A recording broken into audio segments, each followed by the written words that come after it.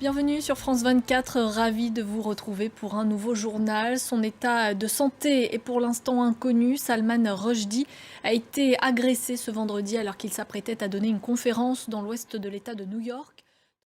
Mathieu Mabin en direct de Washington, merci beaucoup et on apprend à l'instant que Salman Rushdie est actuellement en train d'être opéré, c'est ce que l'on sait d'une source hospitalière. On ira également à la fin de ce journal en Angleterre où le Premier ministre, l'ancien Premier ministre Boris Johnson a réagi et s'est dit atterré par l'agression contre Salman Rushdie. Bénédicte Pavio à la fin de ce journal nous fera part des premières réaction en Grande-Bretagne. On passe à l'actualité toujours aux États-Unis où le voile pourrait bientôt être levé sur la mystérieuse perquisition qui a eu lieu lundi au domicile de Donald Trump en Floride. Stéphane Drey, bonjour. Vous êtes avocat international au barreau de New York et de Paris ainsi qu'à la Cour suprême des États-Unis. Selon vous, qu'est-ce qui justifie une telle perquisition par le FBI et aura-t-on effectivement dans les heures qui viennent plus d'informations sur le sujet ? Alors, il faut savoir que, à l'inverse de la France.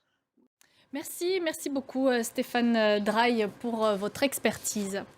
Merci. On poursuit avec l'actualité en France où les pompiers poursuivent leur combat contre le feu, notamment en Gironde et dans les Landes. Ils sont depuis aujourd'hui épaulés par des renforts allemands, roumains ou encore polonais. Et c'est donc une aide humaine et matérielle inédite dont bénéficie désormais la France pour combattre les incendies, comme ont pu le constater Alban Mikosi et Laura Tossiti. En Ukraine, l'Agence internationale de l'énergie atomique a demandé hier l'accès aussi vite que possible au site de la centrale nucléaire de Zaporijjia. Elle a été bombardée jeudi, endommageant plusieurs capteurs de radiation. Pour l'heure, aucune contamination n'a été relevée. Kevin Battista et Edwige Ouamanissa. Nouvelle confrontation ce vendredi aux abords du Parlement à Bagdad. D'un côté, les partisans chiites du leader Moqtada Sadr, de l'autre, les factions chiites et pro-Iran du cadre de coordination. Bruno, comment expliquer ces tensions au sein du camp chiite ? Oui, parce qu'il faut bien comprendre qu'en Irak, il y a trois communautés importantes, les chiites, les kurdes et les sunnites. Merci beaucoup Bruno pour cet éclairage. Un an après le retour des talibans au pouvoir en Afghanistan, nous vous proposons depuis quelques jours une série de portraits d'hommes et de femmes originaires d'Afghanistan.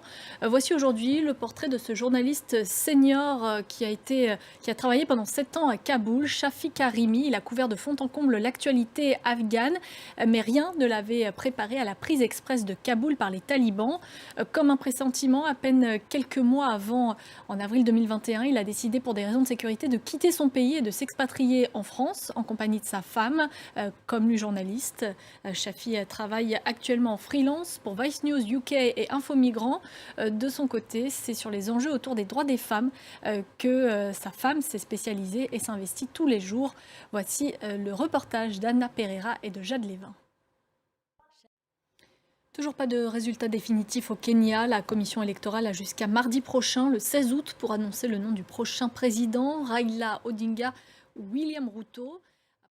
On revient à présent sur l'une des informations principales de ce vendredi. L'écrivain britannique Salman Rushdie a été poignardé dans l'État de New York. Il est actuellement en train de subir une opération chirurgicale. Bénédicte Pavio, vous êtes à Londres pour France 24. Salman Rushdie, on vous l'a dit, est citoyen britannique. Il est la cible d'une fatwa en Iran depuis 1989. Quelles ont été en Angleterre les réactions à son agression ?